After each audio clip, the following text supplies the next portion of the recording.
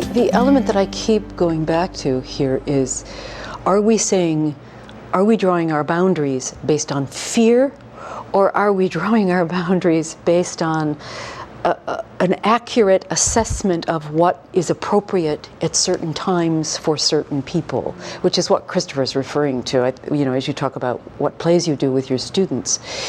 And my personal experience in my early years in the church as an artist was that there was an assumption in many churches that you can't even be an artist and be a Christian.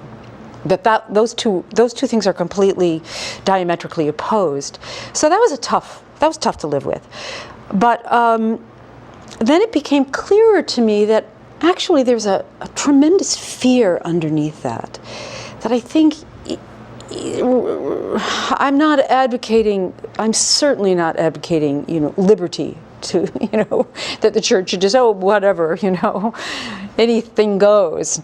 Not that at all. But if there's a spirit of fear that causes us to make our boundaries smaller, as opposed to really trusting that God is able, that God is leading, God is talking, and God can redirect us. I think for me, it's the fear I often hear in the Christian about, you can't do that, that will lead so-and-so astray. You can't do that, that will be really bad.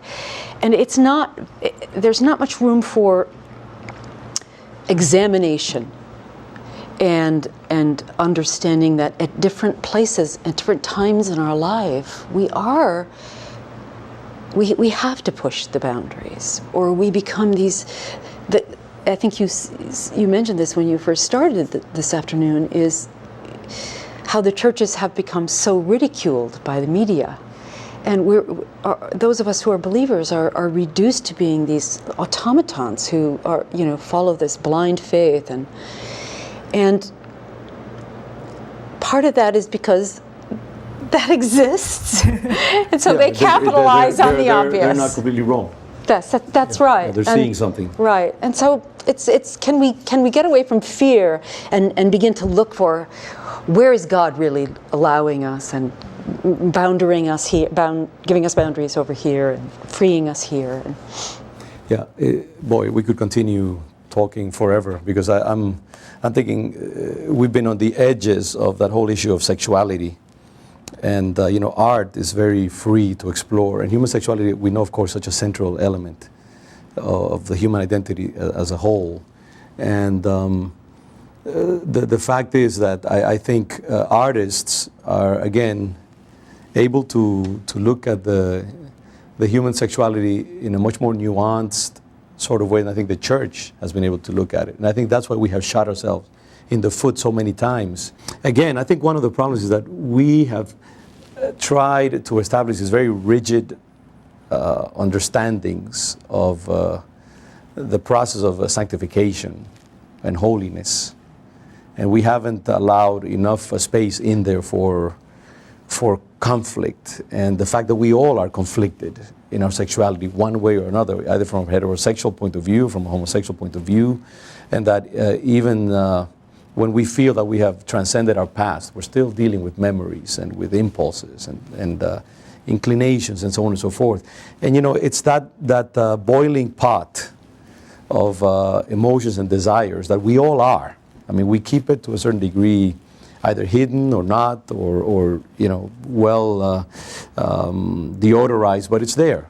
And the church is not able to intelligently speak about that.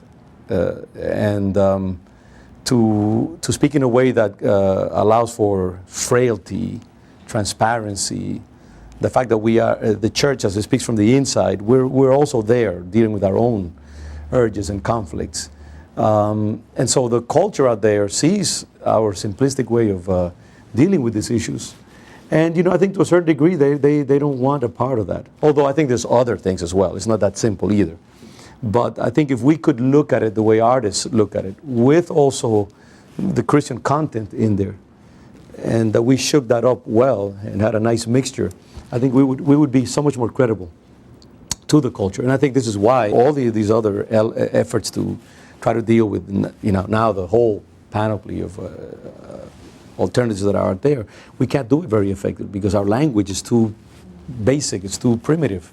We don't have that nuanced grid that artists have been cultivating for thousands of years, and so we need to find that. I don't want to be dictating here, but do you any last thoughts on that? Just we can close. I just read a book by Marva Dawn where she's talking about technology being opposed to intimacy. It's a book about sexuality, and she makes a really helpful distinction, which is probably very well known in circles of sociology or whatever, but just talking about genital sexuality as different from social sexuality. And what she's talking about there is that we bring our sexuality with us wherever we go. It's not just this one thing. And I think what she was suggesting is that what's happened in our culture, probably over the last 40 years, not just within the last 10, is technology has really driven the intimacy out of our sexuality, and genital sexuality is kind of held up as everything. And we're losing this other aspect, this more fluid aspect, and in that we are losing our ability to actually connect intimately with each other, and yet seemingly everybody's having more sex and everybody's freer, but everybody's more lonely, everybody's more disconnected. And I felt like that construct, I don't think she created that construct, but I felt she elucidated it well, is just recognizing that sexuality isn't just sex. Mm-hmm. And sexuality is fluid. Freud has always said plastic. that precisely. It's not just it's teachable, and therefore it moves in whichever direction you want to reinforce it. And so if you want to reinforce it in this direction, it'll go there, and if you want to reinforce it over here, it'll go there as well, and it will take over your life if you do not find an appropriate integration of that energy into your whole personhood, into how you interact with everybody, not just your spouse. No, and that's a beautiful, complex way of looking at it, and that's precisely, I think, what the artistic sensibility. You have to roam, I think, outside of the Christian ghetto to get some of those insights. I think it's a very powerful thing. Well, guys, that topic alone could lead us into an entire line of conversation for a long time, but I'm really thankful to the three of you. Number one, the work that you're doing out there with your great gifts, sharing them with the world and living that risky life that I think is the mark of great ministry. And just for being here today and illuminating my own life and blessing me with your conversation. Thank you so much.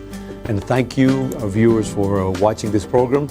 And until next time that we meet, I'm Roberto Miranda, and I pray God's blessing on your life and your homes.